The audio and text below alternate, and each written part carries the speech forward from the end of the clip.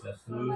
Pak. Selamat pagi. Terima kasih atas waktunya bersedia berwawancara dengan saya. Dalam wawancara ini saya ingin tahu bagaimana praktek baik pengambilan keputusan dari Bapak selaku pimpinan sekolah di SMP Negeri Tiga Abang terhadap kasus-kasus dilema etika maupun kasus-kasus rujukan moral. Langsung saja Pak ya.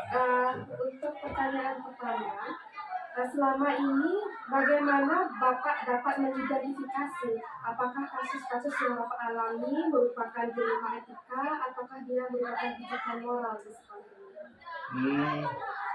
Dari beberapa kasus yang pernah saya hadapi, tentunya keduanya itu ada.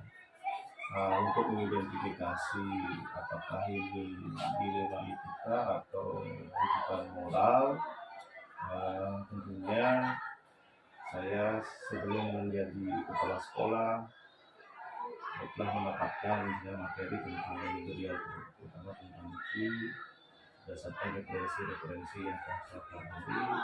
Jadi dilema etika maupun rujukan moral itu tidak dapat kita hindari dan pasti akan terjadi. Oleh sebab itu yang berantisipasinya yaitu pertama dengan mengidentifikasi dulu, mengklarifikasi apakah ini merupakan dilema etika atau rujukan moral seperti itu. Dan tentunya dengan mempelajari terlebih dahulu setiap kasus itu karakteristiknya beda-beda seperti itu.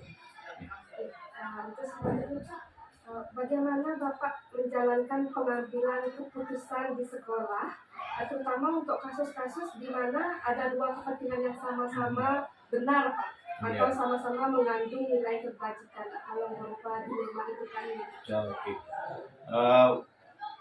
Ini untuk yang dilema etika yang sama-sama mengandung kebenaran, tentunya yang jadi patokan saya selaku kepala sekolah adalah satu, kebenaran secara yuridis dan kebenaran secara faktual juga. Untuk yang saya jadikan patokan tentunya kebenaran secara yuridis dulu. Karena selaku kepala sekolah kita diberikan tanggung jawab dan bekerja berdasarkan peraturan. Walaupun kadang-kadang seperti yang disampaikan tadi di dilema etika kan sering kali terjadi seperti itu, rasa kasihan. Nah, yang pertama yang menjadi acuan saya adalah kebenaran secara yuridis, kemudian secara faktual, faktanya bagaimana, itu yang saya jadikan pedoman. Walaupun kebenaran itu tidak selalu manis ya, kadang-kadang pahit, tetapi pastilah suatu kebenaran secara yuridis, maksudnya secara peraturan, itu sudah dirancang sedemikian rupa oleh para ahli dan para pengambil keputusan sesuai dengan data-data empiris yang sudah ada di lapangan, sesuai dengan fakta.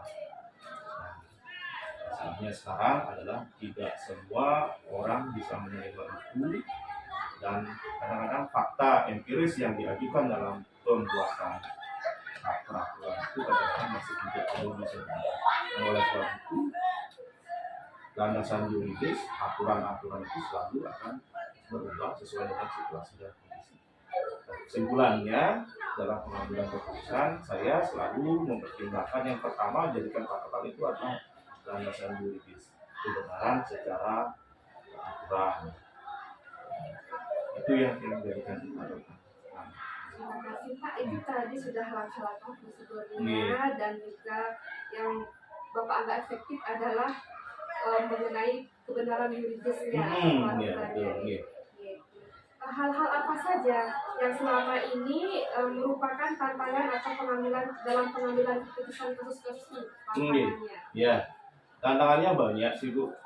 Pertama, secara pribadi tantangannya kita harus menentukan masalah, memilah dan memilih masalah sesuai dengan apa sih yang sebenarnya terjadi. Tidak boleh kita mencari data hanya dari pihak kanan atau data dari pihak kiri. Kemudian apa yang akan kita jadikan pengambilan keputusan adalah peraturan. Kadang-kadang saya perlu waktu, saya mencari data dulu dari pihak A, dari pihak B, kemudian perlu kita analisis apakah ini sesuai atau tidak dengan peraturan. Kalau memang selaku kepala sekolah saya harus memutuskan yang mana sesuai dengan peraturan, walaupun rasa kasihan itu ada, tetapi setelah itu pasti ada follow up untuk menyadarkan, untuk memberikan refleksi kepada pihak yang sekiranya dalam tanda kutip dirugikan, tetapi sebenarnya tidak ada yang dirugikan. Cuma perasaan saja yang menganggap itu tidak terima.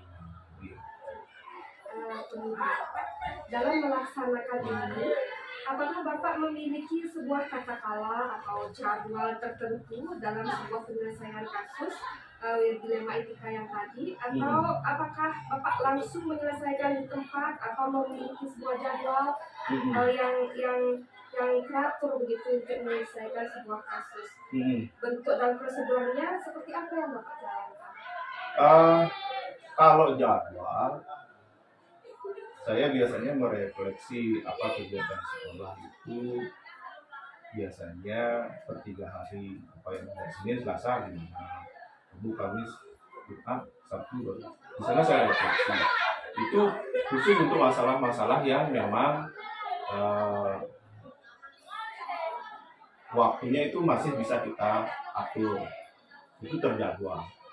Tetapi untuk masalah-masalah yang tingkat urgensinya sangat mendesak, misalnya sekarang ada masalah yang harus diselesaikan sekarang dan diambil keputusan sekarang, itu saya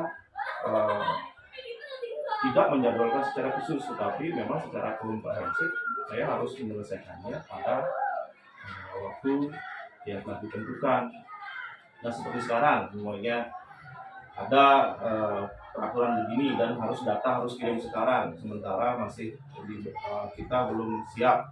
Nah, ditunggu sampai jam 12 pokoknya gitu. Nah itu artinya saya harus mengambil keputusan secara cepat sesuai dengan permintaan, kemudian sesuai juga dengan keadaan sekolah apa yang bisa saya lakukan.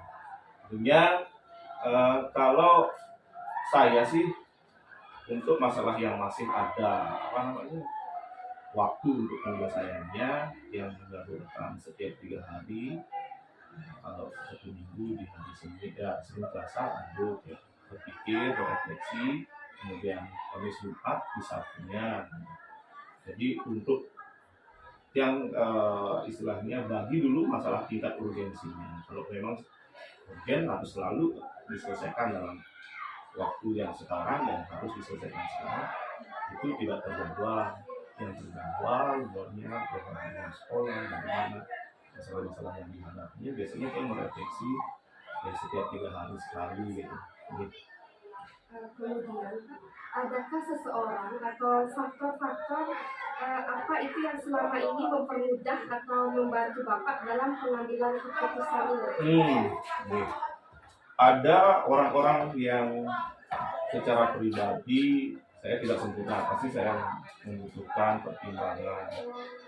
Yang pertama yang ajak konsultasi adalah untuk pengambilan keputusan di sekolah dari pihak luar sekolah itu Bapak Wawas Pembinaan, kemudian kepala sekolah senior, kemudian mungkin saat beberapa kali mungkin dengan Bapak Kepala Bidang, Bapak Kepala Dinas, seperti itu, selaku orang tua dalam tanda kutip saya di sekolah yang menjalankan tugas, bahkan perpanjangan tangan sebenarnya dari dinas. Itu kalau secara struktural, kemudian secara pribadi orang-orang yang seperti itu, kadang-kala saya juga berkonsultasi dengan pihak-pihak luar sekolah seperti ketua komite, ataupun praktisi-praktisi pemerhati dunia pendidikan. Oke. Kalau di lingkaran sekolah, pastilah saya dengan para wata, yang tim pengawas sekolah, dengan wanita usaha, termasuk juga pertimbangan dari guru dan warga sekolah lainnya. Jadi semuanya kita dengarkan, semuanya kita pertimbangkan. Jadi tingkat urgensi masalah. Kalau secara pribadi di luar sekolah ya tentunya dengan istri, keluarga, seperti itu deh. Nah, tetap kita kan tidak bisa di rumah itu lepas dari juga karena dia katakan Pak Bibi Habibie bukan juga kan ikut mempengaruhi pengambilan keputusan. Itu yang lakukan selama ini. Tapi banyak kalau urusan sekolah, kalau dia masalah formal ke atasan, kemudian kepala sekolah, kaitannya masyarakat, kemudian sama guru, wakil, guru dan warga sekolah. Pertanyaan terakhir ini Pak, kita sudah sampai di dalam dalam refleksinya ini Pak. Dari hal yang Bapak sampaikan tadi, pembelajaran apa yang dapat kita petik bersama ini untuk pengalaman Bapak mengambil keputusan tentang penerimaan PKN ini? Dilema etika itu sebenarnya kalau kita jadi manusia sampai kapanpun akan mengalami dilema etika, tergantung sekarang orangnya memilih hati, memilih pengetahuan. Kalau saya tetap yang saya jadikan acuan adalah peraturan. Kita bekerja berdasarkan peraturan. Terus selamanya orang-orang bijak itu mengatakan kadang yang benar itu belum tentu manis, kadang yang manis itu belum tentu benar. Membiasakan yang benar bukan membenarkan yang biasa. Itu sudah kodrat hidup kita yang tidak bisa kita hindari. Tapi dari sana kita polanya berpikir bertumbuh. Kepentingan tidak hanya sesaat, tetapi kepentingan untuk berkelanjutan. Kadang-kala peraturan juga kita harus sadari bahwa peraturan itu tidak akan langgeng karena yang langgeng itu adalah perubahan. Kita menjalankan peraturan itu juga harus mengerti dengan perubahan masyarakat, perubahan sekolah, perubahan situasi dan kondisi mengantisipasi masa depan. Menjalankan peraturan kita juga bersama-sama, saya selaku pribadi pasti mengantisipasi peraturan ini rasanya akan seperti ini, sedangkan kejadian akan terus berubah situasi dan kondisi sehari-hari, tapi suatu saat akan menyesuaikan situasi oleh karena itu dalam menyikapi peraturan ya kita juga harus melaksanakan peraturan itu, tetapi kita juga menyiapkan bagaimana kita hidup di masa depan karena pada dasarnya juga ada sesuatu yang kita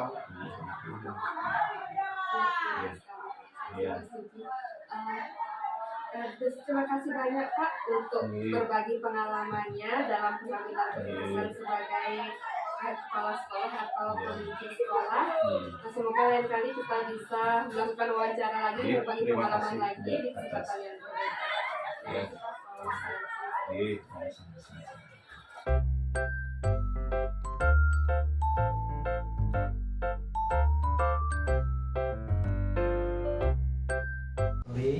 Terima kasih atas waktunya karena memberikan saya izin untuk melakukan wawancara tentang praktik pengambilan keputusan untuk kasus-kasus dilema etika ataupun rujukan moral. Selaku Bapak menjadi kepala atau pimpinan dari SMP Negeri 4 Bebandem. Kita langsung ke pertanyaan pertama ya Pak ya. Selama ini Pak, bagaimana Bapak dapat mengidentifikasi kasus-kasus yang merupakan dilema etika ataupun kasus yang merupakan rujukan moral. Baik Bu Desa, senang sekali. Artinya Ibu datang ke sini bertanya kepada saya. Mudah-mudahan dari apa yang saya sampaikan, saya nantinya bisa jelas dalam menanggapi mana yang dimaksud dengan dilema etika dan rujukan moral. Nah, cara saya mengidentifikasi mana yang termasuk dilema etika dan rujukan moral, biasanya saya melihat kasusnya terlebih dahulu, kemudian saya pelajari ada nggak yang bertentangan dengan hukum atau peraturan-peraturan, ataukah misalnya permen, ataukah misalnya juknis yang sudah dibuat oleh pusat maupun kabupaten. Nah, jika misalnya semuanya itu sudah sesuai, maka di sanalah letak dilemanya, akan menjadi dilema etika. Namun ketika misalnya dalam saya menganalisis itu terlihat ada pelanggaran ataukah tidak sesuai dengan peraturan, misalnya ataupun juknis, maka gampang saya mengidentifikasi bahwa ini merupakan rujukan moral. Baik, bagaimana Bapak menjalankan pengambilan keputusan di sekolah Bapak, terutama untuk kasus di mana ada dua kepentingan yang sama-sama benar atau sama-sama mengandung nilai kebajikan, Pak? Yeah. Saya di sini di sekolah mengambil keputusan. Tentu yang pertama saya terlebih dahulu menganalisa. Setelah saya menganalisa, saya libatkan juga para waka. Saya di sini punya waka 4. Saya panggil sewaktu-waktu ketika misalnya memang ada keputusan yang harus diambil yang sama-sama benar. Nah, tentu dengan pertimbangan para waka dan nantinya ketika kita sudah sepakat untuk melakukannya, baru kita sampaikan kepada semua guru. Kami yakin ketika sudah dari kita, dari para waka sudah kompak, kemudian para guru juga sudah kita sampaikan dan mereka juga menerimanya, saya yakin yang masih menjadi keraguan akan memilih yang benar A, apakah akan memilih yang benar B, itu akan terang benerang jadinya setelah semuanya sudah setuju dalam kesepakatan. Dari langkah-langkah yang Bapak sampaikan tadi, apa yang menurut Bapak efektif dalam pengambilan keputusan ini? Yang efektif menurut saya, yang pertama itu adalah kembali lagi melihat ke peraturan maupun juknis. Pastikan sekali itu memang sesuai dengan aturan, tidak melanggar aturan. Itu yang pertama. Kemudian yang kedua, setelah itu keputusan yang akan diambil, apakah ini berdampak pada siswa, berdampak baik pada siswa, sekelompok banyak siswa yang merasakannya, ataukah keputusan yang diambil ini sesuai dengan aturan, ataukah keputusan yang diambil ini misalnya memang atas dasar kita berempati kepada siswa yang akan kita ambil, ataupun kepada teman yang mengalami dilema yang akan saya ambil keputusan. Dan yang kedua, setelah sudah main rule-nya sudah ada, saya kumpulkanlah para waka, saya sampaikan pandangan saya, kemudian masukan para waka, dan masukan para waka ini sangat baik sekali bagi kami di sekolah untuk menjalankan ataupun mengambil keputusan yang memang benar-benar keputusan berdasarkan kesepakatan semuanya. Kemudian Pak, dari hal-hal yang tadi Bapak sampaikan, tentunya ada tantangan tersendiri Pak dalam penyelesaian atau pengambilan keputusan akan dilema etika yang terjadi di sekolah ini. Apa tantangan yang Bapak alami selama ini? Ya. Tantangannya, ini kan baru-baru ini Bu, saya pernah mengalami dilema etika. Kalau asal 3 minggu yang lalu itu di akhir bulan Maret, ada siswa yang dari sekolah lain ingin bersekolah di SMP 4, ingin pindah karena di sekolah tersebut siswanya bermasalah. Nah, tentu bayangan teman guru yang ada di sini, kalau misalnya ada siswa dari sana datang ke sini karena pernah sudah kejadian 1 kali, siswanya sangat bermasalah. Justru karena 1 orang inilah sampai membuat banyak kasus, kemudian banyak guru yang harus terlibat menanganinya 1 orang, banyak siswa juga yang ikut akhirnya tergabung dalam gengnya. Itu pengalaman guru. Jadi pandangan para guru kalau ada siswa pindahan yang misalnya bermasalah, nggak usah diterima. Iya. Nah, namun kami Dari segi aturan kami masih daya tampungnya masih muat pertama. Kemudian yang kedua, kita di para waka juga melihat kita ingin memberikan kesempatan siswa tersebut untuk belajar di SMP 4. Yang menjadi tantangan adalah bagaimana kita di SMP 4 ini nantinya mampu membina siswa tersebut sampai akhirnya anggaplah berhasil tamat dengan perubahan-perubahan yang baik selama di SMP 4. Itu jadi menjadi tantangan buat kami bagaimana menjelaskan kepada guru-guru yang ada di SMP 4. Jadi walaupun saya di sini memiliki wewenang langsung aja menerima, tetapi siswa itu tidak akan penuh fokus saya tangani, sehingga perlu persetujuan guru-guru. Hal itulah saya lakukan dengan para waka dulu. Setelah para waka menyampaikan masukan, kemudian sudah kita sepakat untuk menerimanya, baru saya sampaikan kepada guru. Walaupun di sana guru ada menyampaikan pendapatnya seperti tadi yang saya sampaikan, tapi dengan keyakinan, dengan kita melihat juga bagaimana siswanya kasihan Bu kalau kita diterima di sini karena di sekolah yang terdekat daripada dia tidak lanjut sekolah, maka atas dasar itulah kita sepakat akhirnya untuk membina siswa tersebut. Per tanggal 30 Maret akhirnya kita terima siswa tersebut di SMP 4. Terima kasih Pak tadi tantangannya sudah. Bagaimana Bapak dalam menyelesaikan ini? Apakah memiliki jadwal tertentu ataukah apakah Bapak langsung menyelesaikan di tempat atau memiliki ya seperti tadi memiliki jadwal, bentuk atau prosedur tertentu dalam menyelesaikan kasus-kasus ini Pak? Iya. Saya ketika ada kasus seperti ini, pertama siswa dan orang tuanya datang ke sekolah. Saat itu ya saya sampaikan, saya di sini tidak sendiri Bu, saya di sini akan koordinasi terlebih dahulu. Saya sampaikan itu pada orang tuanya, termasuk pada siswanya. Saya akan koordinasi dengan para waka, saya koordinasi dengan para guru, nanti akan kami hubungi kembali. Nah setelah kita sudah berkoordinasi, maka saya memanggil siswa dan orang tua tersebut datang ke sekolah. Di sanalah atas dasar masukan para waka, para guru, akhirnya kita menyampaikan agar siswa itu mau membuat pernyataan bahwa memang benar ketika sudah diterima di SMP 4 akan mau mengikuti aturan, kemudian mau merubah sikap menjadi lebih baik, kemudian tidak akan melanggar peraturan, tidak akan buat gaduh dan sebagainya yang baik-baiklah surat pernyataannya.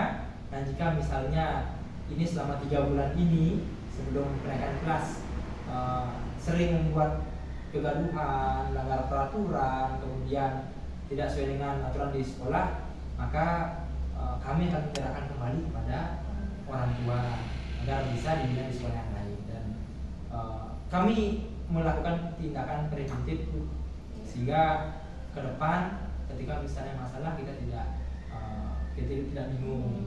Kemudian dari sana juga agar siswanya itu semakin ingat bahwa saya tujuannya sekolah di sini ya untuk berbagi diri. Itu yang saya lakukan. Itu prosedurnya seperti tadi saya pikirkan, ada waka, ada para guru, undang kembali orang tua dan siswanya untuk menyampaikan surat pernyataan. Dan syukur yang bersangkutan siap, kemudian sudah membuat surat pernyataan. Pengamatan saya selama beberapa minggu dia sekolah di sini menunjukkan hasil yang baik. Belum pernah dilihat siswa tersebut melanggar aturan, terlambat sekolah dan sebagainya, belum pernah sampai muncul seperti itu seperti di sekolah lamanya. Mudah-mudahan ke depan siswa tersebut nyaman ke sekolah belajar di sini Pak. Tadi sudah tantangan sudah, kemudian bagaimana dan waktu tugas saya sudah. Adakah faktor-faktor yang mempermudah Bapak atau membantu Bapak di dalam menyelesaikan permasalahan-permasalahan ini? Nah, faktor-faktor yang mempermudah menyelesaikannya. Awalnya ketika siswa itu datang ke sini sudah banyak guru yang menyampaikan jangan diterima, tidak, itu kan seperti itu lah ya awalnya. Sampai akhirnya saya berpikir kalau misalnya saya tidak netralisir ini pendapat guru, kalau tidak saya samakan menjadikan satu persepsi, maka akan terus menjadi dilema. Kalau misalnya terjadi sesuatu dia akan dikambing hitamkan. Sehingga yang saya ajak untuk berdiskusi adalah yang paling terdekat adalah para wakasek. Para wakasek saya ajak berkomunikasi, dan itu tidak dijadwalkan, Bu.